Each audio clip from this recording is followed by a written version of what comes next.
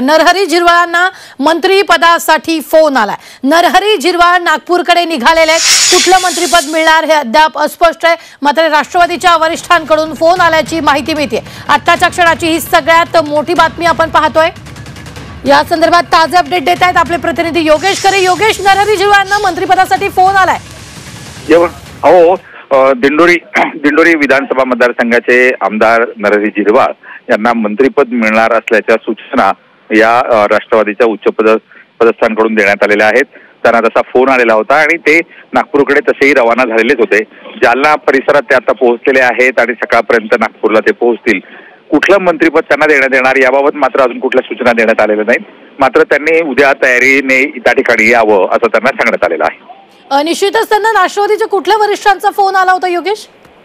सुनील तटकरे यांनी फोन केला असल्याची चर्चा या ठिकाणी सध्या रंगलेली आहे। सध्या नरहरी झिरवाळ हे आउट ऑफ रेंज आहेत, रस्त्यामध्ये प्रवासात असल्यामुळे त्यांचा फोन लागत नाही, मात्र त्यांना तटकरे यांच्या या सूचना आल्यात असं त्यांच्या जवळचे जे स्वीय सहाय्यक आहेत त्यांनी सांगितलेलं आहे।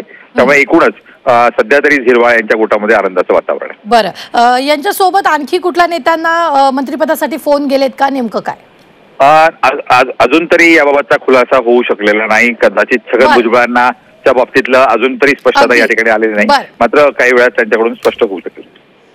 निश्चितच योगेश, या ठिकाणी झिरवाळांना फक्त फोन आलेला आहे, आणखी कुठले नेते किंवा काय या संदर्भात काही ताजे अपडेट मिळतात? एकूण राष्ट्रवादीचे किती नेते मंत्रिपदाची शपथ घेतील या संदर्भात काही ताजे अपडेट आहेत का?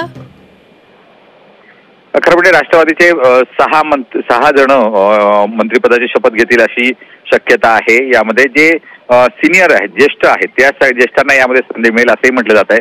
यामध्ये नाशिक जिल्ह्यातून आमच्या इथून छगन भुजबळ आणि नरहरी झिरवाळ यांचं नाव आघाडीवर आहे, मात्र अद्याप इतर कोणाचे नाव या ठिकाणी स्पष्ट झालेलं आहे। अगदी योगेश, धन्यवाद ताजे अपडेट देण्यासाठी। आपण पाहतोय नरहरी झिरवाळांना मंत्रिपदासाठी फोन आलाय आणि ते नागपूरच्या दिशेने रवाना झाले।